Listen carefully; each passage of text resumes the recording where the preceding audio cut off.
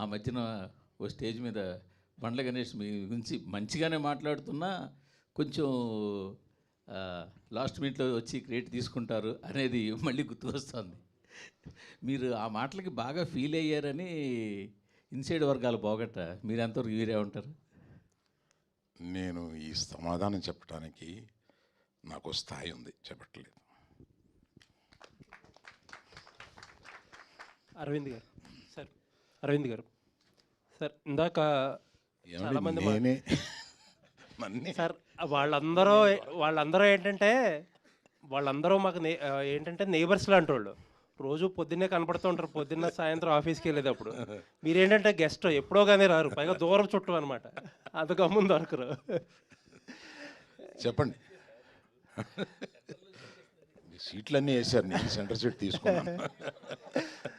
Sir, అది గీతార్ట్స్ అంటే 50 years legacy. ఎన్నో మీరు అన్నారు ఇందాకే 1.5 నుంచి 3.5 అంటే కోట్లు సంపాదించారని చెప్పారు కాబట్టి ఇంకా కొత్తగా చెప్పడానికి ఏం లేదు. అలాంటి గీతార్ట్స్ ఎందుకు సేఫ్ గేమ్ ప్లే చేస్తున్నారు ఈ మధ్యకాలంలో? ఎందుకంటే మీ నెక్స్ట్ తరం జూనియర్స్ అందరూ యాక్టివ్గా సినిమాలు చేస్తున్నారు. అరవింద్ గారు ఎక్కువగా ప్రజెన్స్లోనే ఉంటున్నారు. రిస్క్ తీసుకోవడం అంటే ఇప్పుడు కూడా చాలా యాక్టివ్గా ఉంటారు, బట్ రిస్క్ తీసుకోవడానికి ఇప్పటికి అరవింద్ గారు భయపడుతున్నారంటే మీరు రిస్క్ని నిర్వచించండి సార్. అది మీరు నిర్వచిస్తేనే కరెక్ట్గా ఉంటుంది. నేను ఇది రిస్క్ కింద ఫీల్ అవుతున్నాను. మీరు ఫైనాన్షియల్గానే మాట్లాడాల్సి వస్తే ఇది రిస్క్గా ఫీల్ అవుతాను. ఫైనాన్షియల్గా అనుకుంటే మీరు ఫైనాన్షియల్గా కాకుండా రిస్క్ తీసుకోమని ఇంకేదైనా చెప్తున్నారా? Every film is a risk, for every producer it's a risk. Risk గ్యారంటీలతోటి ఇక్కడికి వచ్చేది ప్రేక్షకులని గ్యారంటీతో ఏది తీసుకురాలేమండి. ఎవ్రీ ఫిలిం వరుస హిట్స్ కొట్టిన డైరెక్టర్స్ కానీ బ్యానర్స్ కానీ వాళ్ళకి ఫస్ట్ సినిమా పడుతుంది అని అంటే లోపల దడ ఉంటుందండి ఎవరికైనా. సో రిస్క్కి నిర్వచనం వేరువేరుగా ఉంటుంది. అంటే మీరు స్ట్రైట్గా 400, 500, 600 కోట్లు పెట్టి మీరు ఎందుకు సినిమా తీయటం లేదు అనే ప్రశ్న ఉంటే అది స్ట్రైట్గా అడగండి. సరే చెప్పండి సార్, అలాగే చెప్పండి. మళ్ళీ మీకు కాదు, ఇంకోళ్ళకి ఇద్దాం. లేదు చెప్పండి, చెప్పే కదా వేరే వాళ్ళకి ఇస్తా బైక్.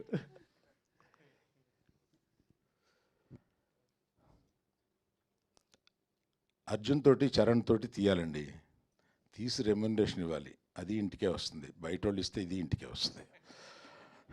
నాది నేను ఇచ్చుకోవడం కన్నా బయట వాళ్ళు తీసుకుని బయట వాళ్ళు డబ్బులు కలెక్ట్ చేస్తే బాగుంటుంది అనుకుంటున్నారు. Right sir, thank you. Arvind garu, మీరు ప్రమోషన్లో ఉన్నారంటే ఏదో రకంగా దాన్ని వైరల్ చేస్తారు. కాకపోతే ఒకటి మాత్రం మిస్ అవుతున్నాము, ఈ ప్రమోషన్స్లో ఎక్కడా కూడా మీ డ్యాన్స్ చూడలేకపోయాం మేము. రష్మిక ఉంటే చేసేవాడిని. అయితే మీ బ్యానర్లో నెక్స్ట్ అల్లు అర్జున్ గారిది సరైనోడు 2 అని చెప్పేసి ఒక వార్త హల్చల్ చేసింది. సో ఇందాక ఇప్పుడు మీరు అన్నారు కదా బయట వాళ్ళతో చేయాలనుకుంటున్నానని చెప్పి, బట్ ఆ సినిమా మాత్రం ఖచ్చితంగా గీతార్ట్స్లోనే జరిగే అవకాశం ఏమైనా ఉందా? ఆ సినిమా అంటూ తీస్తే గీతార్ట్స్లోనే జరిగే అవకాశం ఉందండి. రాహుల్ గారు బేసిక్గా ఒక కొత్త డిఫరెంట్ పాయింట్ టచ్ చేసినప్పుడు రిలీజ్ తర్వాత అప్రిషియేషన్ అనేది వస్తుంది డైరెక్టర్ కానీ మేకర్స్ కానీ. లైక్ ఈ సినిమా గురించి మీరు అన్నట్టు కొంతమంది చూశారు, ఇండస్ట్రీలో కూడా మాట్లాడుకుంటున్నారు, ఏదో డిఫరెంట్ పాయింట్ టచ్ చేశాడు, చాలా బాగుంది, క్లైమాక్స్ చాలా బాగుందని. సో అప్రిషియేషన్ వస్తుంది, రిలీజ్కి ముందే మీకు వచ్చేసింది. సో ఎలా ఫీల్ అవుతున్నారు ఆ పాయింట్ గురించి? ఇదంతా ఇప్పుడు రిలీజ్కి ముందే ఇంతమంది మాట్లాడడం, ఇండస్ట్రీలో కూడా మాట్లాడుకోవడం? అంతే నిజంగా. అంటే ఒకటేనండి, మా ప్రొడ్యూసర్సు అది ఫస్ట్ డేనో, సెకండ్ డేనో, థర్డ్ డేనో ఏదో ఒక రోజు నాకు ఫోన్ చేసి ప్రాఫిట్లో ఉన్నామని చెప్పేంత వరకు టెన్షన్ అయితే పోదండి. That is the most important thing. నమ్మి డబ్బులు పెట్టిన ప్రొడ్యూసర్స్కి డబ్బులు తిరిగి రావాలి. సో అప్పటి వరకు ఖచ్చితంగా టెన్షన్ ఉంటుంది. అండ్ అంతకన్నా జనాల దాకా ఇంకా వెళ్ళలేదు కదా. సో జనాల దాకా వెళ్ళేటప్పుడు వాళ్ళ రియాక్షన్ ఏముంటుంది, వాళ్ళు ఎలా రిసీవ్ చేసుకుంటారనే టెన్షన్ అయితే ఎప్పుడు ఉంటుందండి. So waiting for the release. But ఒక తృప్తి కూడా ఉంది. అరవింద్ గారు చెప్పినట్టు audience centric approach to film making అని ఉన్నప్పుడు మన చేతుల్లో అసలు ఏమీ ఉండదు. ఆ ఫ్రైడే రోజే మనకు తెలుస్తుంది, ఎందుకంటే వాళ్ళకి నచ్చాలని పాయింట్తో మాత్రమే సినిమా తీసాం. బట్ ఇక్కడ story centric approach to film making కూడా ఉంది. సో ఒక చిన్న సాటిస్ఫాక్షన్ అయితే ఉంది. ఏంటంటే రష్మిక నేను కూడా అదే మాట్లాడుకున్నాం. Somewhere we really hope that people love the film, they give us love and appreciation. More than that ఈ సినిమా గురించి వాళ్ళు డిస్కస్ చేస్తారు, డిబేట్ చేస్తారని కోరుకుంటున్నాం. బట్ అరే ఈ స్టోరీ చెప్పాలనుకున్నాం, ఇది తీసేసాం, ఇంకా ఇప్పుడు బయటికి వెళ్తుంది అనే సాటిస్ఫాక్షన్ కూడా ఉంది. సో యూజువలీ సినిమాలు అంటే ఆ తృప్తి కూడా ఉండదు, టెన్షన్ ఒకటే ఉంటుంది. ఇక్కడ ఆ తృప్తి ఉంది, బట్ అఫ్ కోర్స్ టెన్షన్ కూడా ఉందండి. మీరు తీసిన చీలాసో నాకు చాలా ఇష్టం. Thank you. You know that. All the very best అండి. Looking forward. Thank you bro, thank you so much. Rahul గారు, అంటే ఉమెన్ పాయింట్ ఆఫ్ వ్యూ నుంచే ఈ కథను తీసుకోవడం జరిగిందా? రియలిస్టిక్ ఇన్సిడెంట్స్ను కూడా బేస్ చేసుకుని ఈ కథను రాయటం జరిగిందా? ఎట్లా? అఫ్ కోర్స్ అండి, చాలా రియలిస్టిక్ ఇన్సిడెంట్స్ ఉన్నాయి. అంటే ఇద్దరి మధ్య జరిగే స్టోరీనే అండి. Okay, so it's a relationship drama. Relationship అన్నప్పుడే ఒక ప్రొటాగనిస్టే కాదు, ఇద్దరి మధ్య జరిగే స్టోరీ. బట్ చెప్పిన పాయింట్ ఆఫ్ వ్యూ ఈ అమ్మాయి క్యారెక్టర్ పాయింట్ ఆఫ్ వ్యూ, అంతే తేడా. సో అసలు ఒక అమ్మాయి చుట్టే స్టోరీ జరుగుతుందని అన్నట్టయితే కాదు. ఈ అమ్మాయి క్యారెక్టర్ ఎంత ఇంపార్టెంటో అంతే ఇంపార్టెంట్ దీక్షిత్ క్యారెక్టర్ సినిమాలో. రాహుల్ గారు, నో చెప్పాలి అని చెప్పి ఒక పాయింట్ చాలామంది మాట్లాడుతుంటారు. అమ్మాయిలు నో చెప్పలేరు అని చెప్పేసి చాలా విషయాల్లో. సో అట్లాంటి చాలా పాయింట్స్ని ఈ కథలో మీరు ఏమన్నా డీల్ చేయడం జరిగింది అట్లా? చెప్పకుండా చెప్తాను. మీరు చూడండి. ఎస్ దెర్ ఆర్, అంటే ఈ సినిమా ఎలాంటి టాపిక్స్ డీల్ చేసామంటేనండి, అసలు కోట్ల ఫ్యామిలీస్లో ఒక ఫ్యామిలీకి జరిగే చాలా విచిత్రమైన ఒక స్టోరీ అన్నట్టు ఏం కాదు.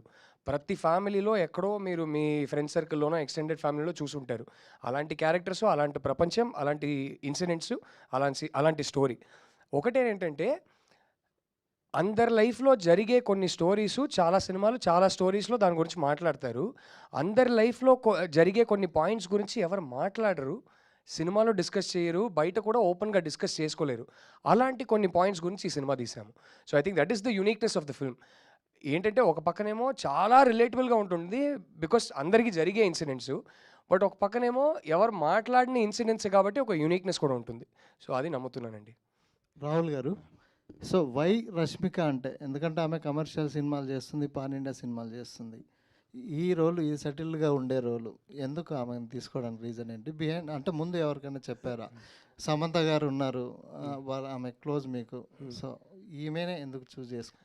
సార్ ఒకటి, first of all it is our privilege that we got an A-lister, one of the biggest female stars in the country today do this film. నాకేంటంటే సార్, నాకు ప్రతి సినిమాతో నేను 50 crores శాలరీ కావాలి, నేను 200 కోట్ల సినిమా చేయాలి, నాకు 300 crore బడ్జెట్ కావాలి, అది నా గ్రీడే కాదు సార్. నా గ్రీడ్ ఏంటంటే నాకు చెప్పాలనుకున్న స్టోరీ, నేను నమ్మే స్టోరీసే నాకు చెప్పాలి, బట్ అది ఎక్కువ మంది జనాలకి రీచ్ అవ్వాలి అనే గ్రీడ్ నాకు.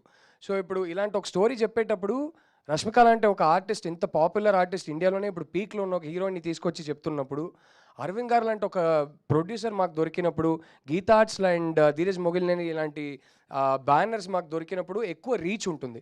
అది నా గ్రీడ్ అండి. And we're happy. యాక్చువల్లీ ఈ క్వశ్చన్ మీరు అడగాల్సింది రష్మికని. రష్మిక మా స్టోరీ చూస్ చేసినందుకు ఐఎమ్ వెరీ హ్యాపీ బికాజ్ ఆ గ్రీడ్ నెరవేరుతుంది. ఒక మెయిన్ స్ట్రీమ్ స్టార్తో చెప్పగలుగుతున్నాను ఈ స్టోరీని. సో రీచ్ ఎక్కువ ఉంటుంది. So and she's perfect for the role. She's absolutely perfect for the role. ఎందుకు ఇంకొకరు కాదు అంటే, అంటే నేను రాస్తున్నప్పుడు ఇప్పుడు వరకు ఏ స్క్రిప్ట్ ఒక యాక్టర్ని మైండ్లో పెట్టుకొని రాయలేదండి. స్క్రిప్ట్ ఫస్ట్ రాసేస్తా, స్టోరీ మోస్ట్ ఇంపార్టెంట్. అది ఆనెస్ట్గా, ఆర్గానిక్గా ఉండాలి. ఎవరినో మైండ్లో పెట్టుకొని రాయడం నాకు రాదు.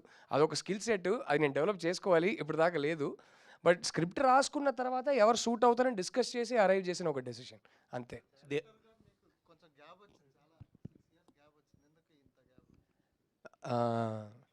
సార్కి ఒక చాలా famous Indian super star son ఉన్నారు. ఆయన ఒక సినిమాలో మంచి డైలాగ్ చెప్తారు, గ్యాప్ ఇవ్వలేదు వచ్చిందని, అంతే.